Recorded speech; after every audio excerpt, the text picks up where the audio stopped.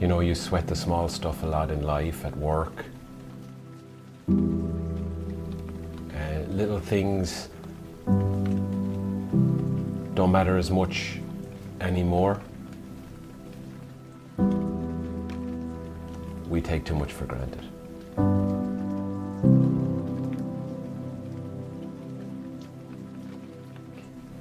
Every day we look at each other and think, I can't believe we went through that.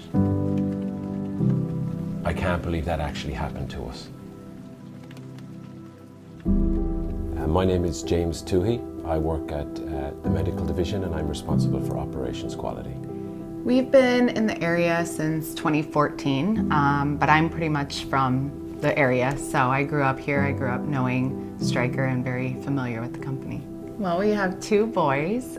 Kieran, he just turned 2 in May. Then we have our little guy, Luke, so he just turned 1 in August. So Luke was born on August 3rd, 2017. He joined his older brother, Kieran, who was 15 months older. And they were two very healthy baby boys. We were up at our cabin in Baldwin, Michigan. We were kind of opening it up, getting ready for the summer. So we were outside raking leaves. Kieran was running around. It was beautiful. It was a crisp day. We had Luke in his stroller and he kind of started crying a little bit and he just really went downhill really quickly. Luke is and was a very happy child, and I think our instincts told us just by his cry that something was very much wrong. He was super pale. He had this horrible scream. We'd never heard anything like it before. All of a sudden he went just lethargic, like just limp almost. Jim grabbed Kieran, I grabbed Luke, we grabbed the diaper bag and we got in the car and headed to the ER in Big Rapids because it was the closest, which was about a 40-minute drive. They basically thought it was a virus. He couldn't keep his fluids down, and we just kind of nursed him back to trying to keep a little bit of food down little by little.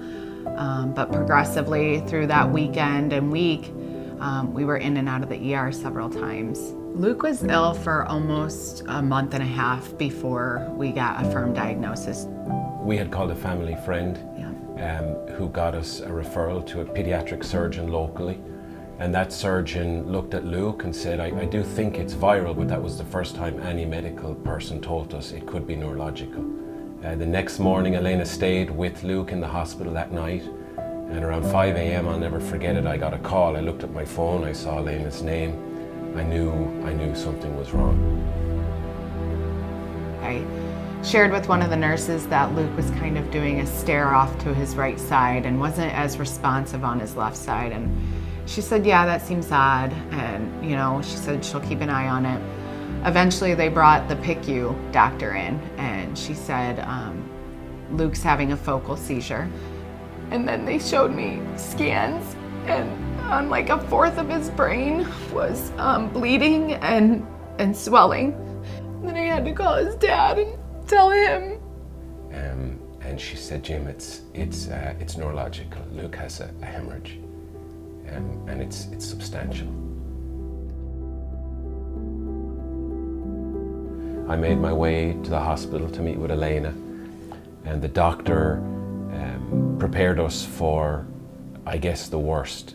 And he told us that Luke would either succumb to his injuries or likely he would be heavily impaired. And that's when they started talking about the best place for Luke to go to. And they recommended that he be flown to U of M Children's Mott Hospital. I think they veered away from the ultimate diagnosis of an aneurysm early on because it was so exceptionally rare in a child so young. But ultimately the diagnosis was a brain aneurysm. Luke was too young to have a stent in place to retrieve blood flow to that area of the brain. So Luke would have to have that particular vessel, which was a very distal vessel in the right side of his brain, what they called occluded. It's not a nice word, but basically it means shutting off that vessel and blood flow to that specific part of the brain. They said numerous times this procedure could and would likely cause a purposeful stroke, which would happen immediately, but what deficits it would create, we wouldn't know again until after the procedure. So my manager, Joe Glaspie, had worked with Mark Paul in a previous life at Stryker, and reached out to him, not knowing what he could do really, other than having obviously a fantastic understanding of the products and the available technology. I remember receiving an email that was titled Urgent, and I immediately went to that email and read the email about baby Luke and one of our employees. So I contacted his father, James. Through those conversations, I was able to connect him up with some of the best neurosurgeons in his area. And ultimately, when the surgery was performed, the intervention, it was Stryker technology, coils and delivery mechanisms that were used on Luke. So the day of the procedure, we had been prepared for a surgery that would take upwards of 6 hours. And within about 2 hours, we got word that the surgery was complete and that Luke was on his way back to the room. It was a most successful operation. They were able to get exactly where they needed to go, occlude only that one small vessel, and Luke would be awake in the next 15-20 minutes.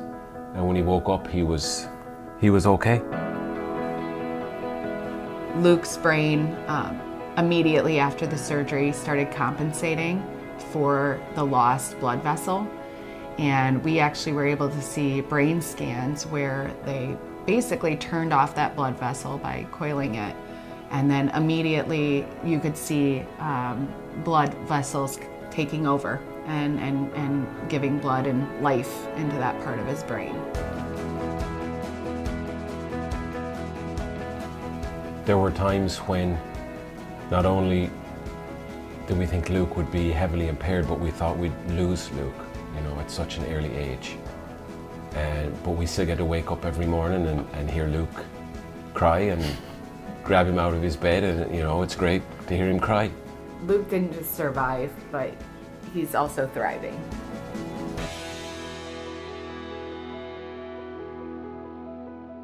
We prayed that Luke would have a good life, not just survival.